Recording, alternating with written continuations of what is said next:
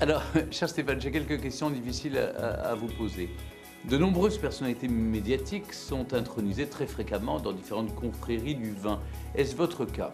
Oui, effectivement, j'ai moi-même été intronisé dans certaines confréries. Euh, la plus impressionnante a été celle des Chevaliers du Testevin aux Hospices de Beaune, au Clos Bougeot exactement, en même temps que Charlotte Rampling. Enfin, c'était très impressionnant. Endroit magique, des vins, une Romanée Conti dont je me souviendrai longtemps. Celle dont je suis peut-être le plus fier, parce que je suis un grand amateur de Saint-Émilion et de vin de Bordeaux, c'était la Jurade de Saint-Émilion. Ça, faire partie de cette Jurade est quelque chose qui me comble de bonheur. J'ai gardé le diplôme, c'est le seul d'ailleurs que j'accroche, qui est dans mon bureau, avec cette petite chose en hermine, en fausse hermine j'imagine, parce qu'on n'a pas tué une bête pour moi. Et enfin, la plus folklorique, c'est le chevalier des amis, ou des, je ne sais plus exactement, des vins d'Amboise. Voilà, j'allais beaucoup à Amboise, qui est une ville royale s'il en est, et on m'a intronisé dans cette confrérie-là. Je suis très fier aussi. C'était un peu plus folklorique, j'ai beaucoup bu ce jour-là. Ensuite, question suivante, on ne va pas s'étendre non plus sur mes débordements. Pouvez-vous nous raconter un souvenir particulièrement cuisant ou plaisant d'un déjeuner auquel vous avez été convié? C'est souvent des déjeuners plaisants. Plaisant. J'ai pas en mémoire de déjeuner désagréable. Et en même temps, quel déjeuner m'a mis le plus en joie? Non, ce que j'aime vraiment, alors là c'est pourtant des dîners, j'aime les dîners de gala, ça j'avoue que j'adore ça. Les dîners de gala, quand je dis gala, dîner d'État, c'est-à-dire ou à l'Élysée, quand il y a des chefs d'État en visite. J'étais plus invité, je dois dire, sous François Mitterrand que depuis qu'il y a des présidents d'un autre bord. Je ne sais pas pourquoi, peut-être ils ont trop peur que je ne sais pas. J'avoue que je n'ai pas d'analyse. Enfin, j'étais souvent invité à l'Élysée du temps de François Mitterrand. Je le suis moins maintenant. D'ailleurs, si on veut bien m'inviter, je serais ravi de venir. Mais les dîners d'État à Versailles aussi sont des dîners fabuleux. Et là, si vous voulez, ce que j'aime, c'est pour moi un déjeuner plaisant ou un dîner plaisant, c'est quand tout est en harmonie. À la fois la vaisselle, la table, le service, j'aime bien que ce soit du Sèvres, parce qu'évidemment, les dîners d'État, c'est dans du service de Sèvres. La cristallerie, que ce soit Saint-Louis, Baccarat, je trouve que c'est magique. Et puis, évidemment, que la gastronomie soit à la hauteur de la réputation patrimoine mondial protégé par l'UNESCO nécessaire, la gastronomie française. Et puis les vins, n'en parlons pas, il faut vraiment qu'on débouche de bonnes bouteilles. Donc là, c'est plaisant. Et ce qui rend encore plus plaisant un dîner ou un déjeuner, c'est la compagnie quand même. C'est l'art de la conversation, c'est un art français. Donc j'ai eu des... Oh, j'ai un souvenir merveilleux à Versailles.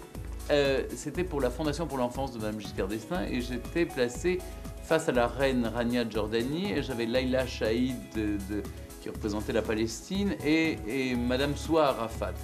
Et tous les photographes étaient autour de nous, se demandaient mais de quoi peuvent-ils parler? C'est vrai que la conversation est extrêmement animée. Les gens se disaient on est en train de régler le conflit du Proche-Orient. Et en fait, pas du tout. La reine me disait mais Stéphane, vous avez perdu un peu de poids, comment vous avez fait? Je parlais de mon régime protéiné. Et ça intéressait beaucoup Soua Arafat, il disait mais comment je dois faire? Et Laila Chaïd trouvait que ça constipait un peu les régimes protéinés.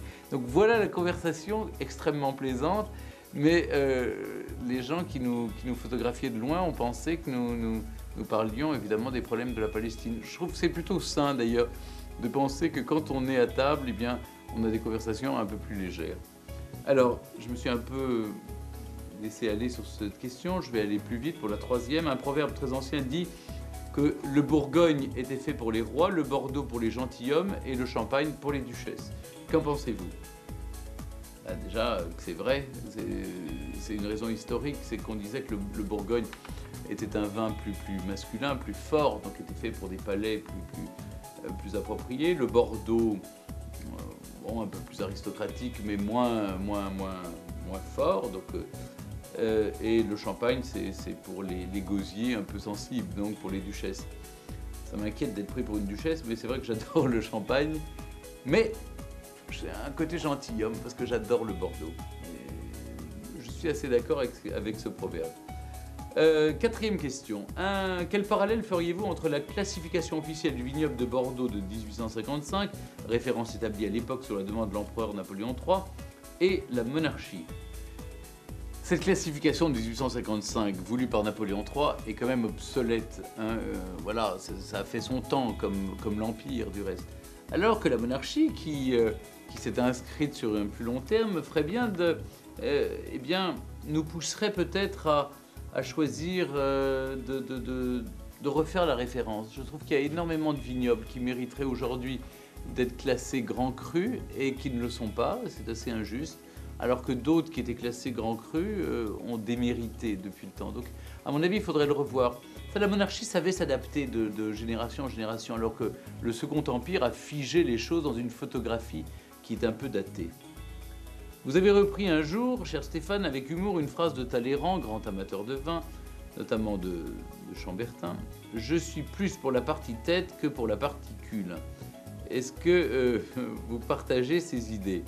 Ah oui, je suis tout à fait d'accord avec Talleyrand, même si Napoléon disait de lui « Monsieur de Talleyrand, vous êtes de la merde dans un bas de soie ».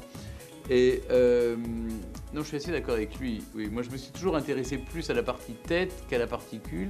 Ce qui m'intéresse, c'est pas tellement la couronne, c'est ce que les gens ont en dessous. Je parle pas des dents, évidemment, je parle de la couronne qu'ils ont sur la tête quand ils en ont. Ou de l'écharpe quand elle est tricolore, c'est ce qu'il y a en dessous, c'est le cœur qui bat. Les valeurs humaines sont plus intéressantes que l'apparence du pouvoir ou le pouvoir lui-même.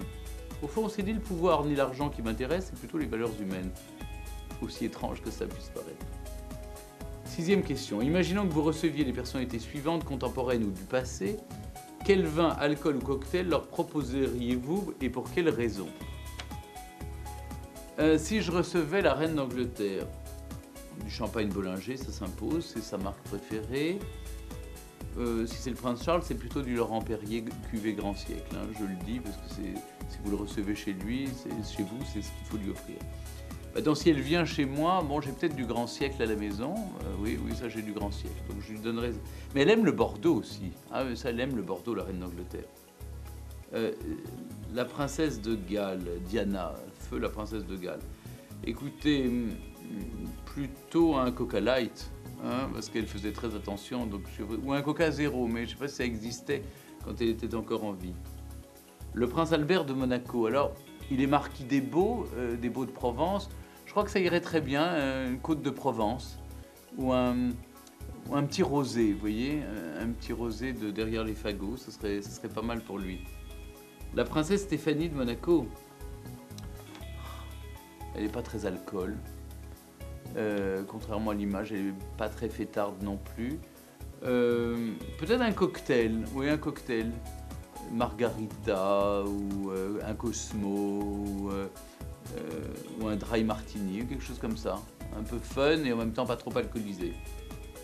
Le roi Louis XIV, le roi Louis XIV, un feinte Alsace peut-être, hein, parce qu'il a fait beaucoup pour conquérir ce qui était de l'autre côté de la frontière. Le roi, l'État, c'est lui, il était partout chez lui, donc il aimait tous les vins. Les Côtes du Rhône, le Bordeaux, le Bourgogne. Quoique, je pense qu'il devait aimer le Bourgogne, oui, effectivement. Clotilde Courreau, princesse de Savoie. Un petit vin pétillant italien, ça serait très bien, ou un verre de Chianti. Philomena des Tornos, actuelle duchesse de Vendôme, depuis qu'elle a épousé le prince Jean d'Orléans. Champagne, d'abord je lui offrirai du champagne aussi parce qu'il faut boire à sa santé. Elle vient de donner naissance à un Gaston, un petit prince, donc il faut fêter ça. Donc champagne, Grand Siècle, là aussi. Carla Bruni est exquise. Je lui offrirai du champagne aussi, parce que c'est... je ne sais pas si elle boit de l'alcool, je ne la connais pas assez pour ça. Je doute qu'elle boive des alcools forts, ou peut-être une vodka. Parce que...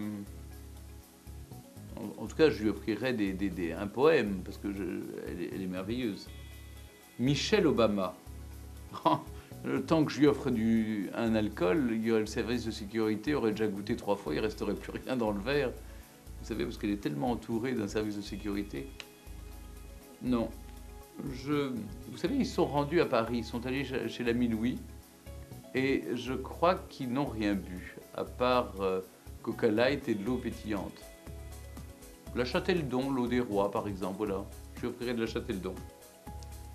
Ah, mon amie Lady Codor, avec qui j'ai fait ce livre sur au cœur de l'Écosse. Écoutez, elle, faut pas lui en compter, parce que grand amateur de vin, elle collectionne les vins. Elle vous sert chez elle, à Codor Castle, un Pétrus des années 60 qui est, je peux vous dire que c'est pas mal du tout. Évidemment, j'ai pas ses moyens ni sa cave. Alors, je sais qu'elle aime une chose qu'elle prend toujours quand elle vient à la maison l'été. Je lui offrirai un Cosmopolitan ou des cocktails. Elle adore les cocktails. Et le fou du roi, je lui offrirai la boisson des rois, c'est-à-dire du champagne. Mais alors, un ruinard, tiens, ou un Dom Pérignon. Oui, oui, parce que ça c'est aussi royal. Et puis voilà, je ne peux pas offrir du grand siècle à tout le monde. Après, on va croire que je suis stipendié par Laurent Perrier, même si je rappelle que je suis membre du jury du prix Grand Siècle pour Laurent Perrier. Voilà, comme ça justifiera que j'ai répondu Grand Siècle à peu près à toutes les questions.